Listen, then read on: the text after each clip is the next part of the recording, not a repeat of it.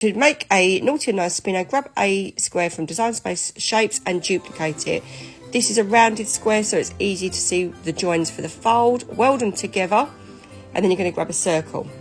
Send your squares to the back, and then your circle wants to fit just inside your square, one square, so it needs to turn around.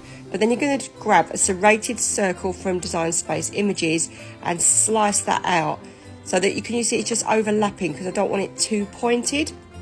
Next, grab a semicircle and you slice the semicircle out of one side of your square, and this is going to be your peephole, so you can turn your circle around.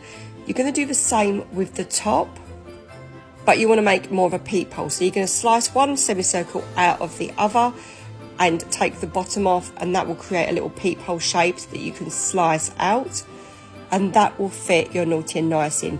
Now, if you're making this as a print and cut, you can put your naughty and nice on your card, or you can make it as a cut file and stick them on with vinyl. And there you go, that's your naughty and nice designed ready. So now all you need to do is create some detail for the front, put a score line in and send to cut.